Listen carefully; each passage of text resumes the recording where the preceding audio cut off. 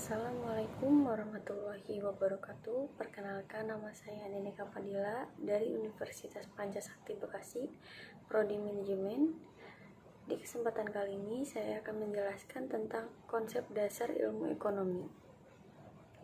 Pengertian ilmu ekonomi.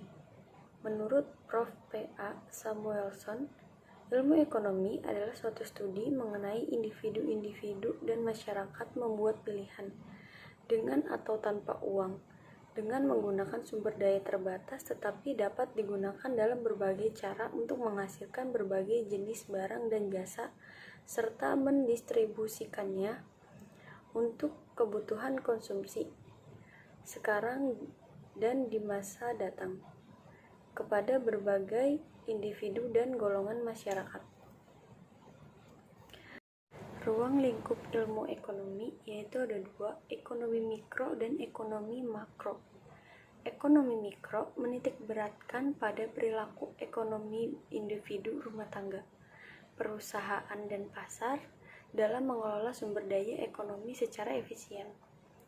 Teori mikroekonomi yaitu suatu bidang studi dalam ilmu ekonomi yang menganalisis mengenai bagian-bagian kecil dari keseluruhan kegiatan perekonomian. Isu pokok yang dianalisis adalah bagaimana cara menggunakan faktor-faktor produksi yang tersedia secara efisien akan kemakmuran masyarakat dapat dimaksimumkan.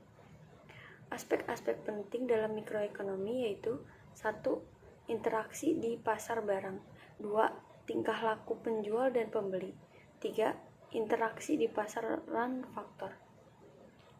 Ekonomi makro menitikberatkan pembahasan tentang perekonomian secara keseluruhan,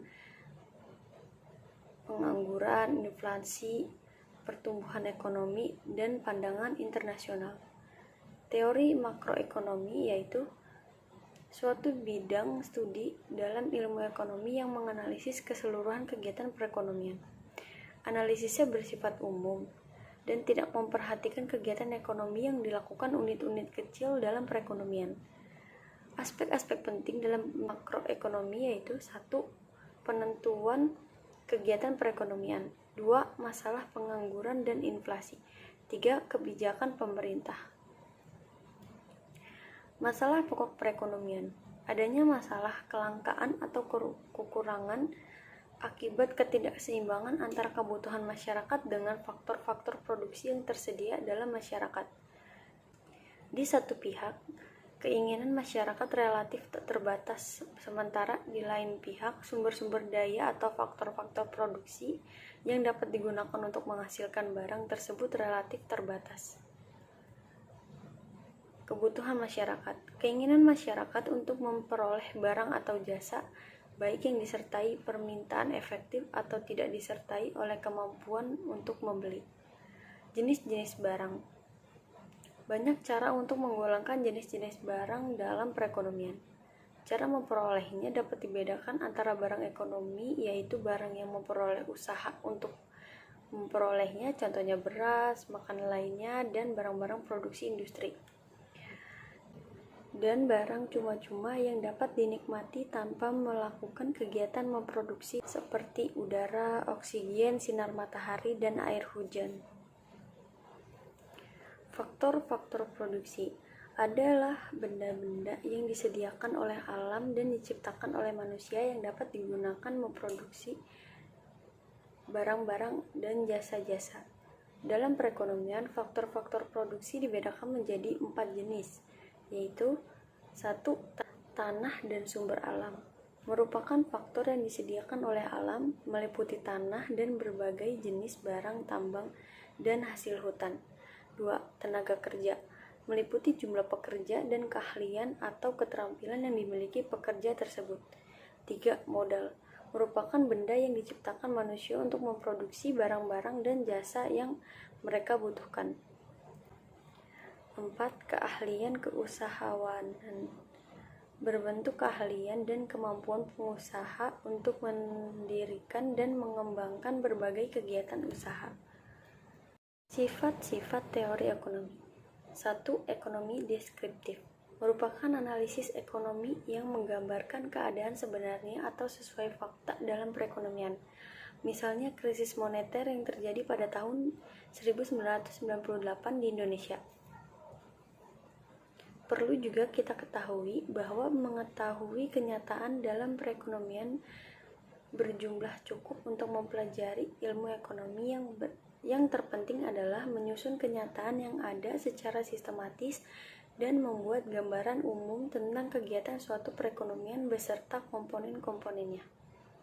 2. Ekonomi terapan merupakan salah satu cabang ilmu ekonomi yang menelaah tentang kebijakan yang perlu dilaksanakan untuk mengatasi permasalahan-permasalahan yang timbul dalam perekonomian. 3. Teori ekonomi adalah pandangan-pandangan yang menggambarkan sifat hubungan yang sebenarnya atau nyata dalam kegiatan ekonomi dan ramalan peristiwa yang akan terjadi apabila suatu keadaan yang mempengaruhinya mengalami perubahan. Prinsip-prinsip dasar dalam ekonomi. Prinsip dasar ekonomi adalah patokan perilaku ekonomi dalam perekonomian yang mengarahkan bertindak dan berkesesuaian dengan apa yang diharapkan oleh pelaku ekonomi tersebut dalam mengambil keputusan.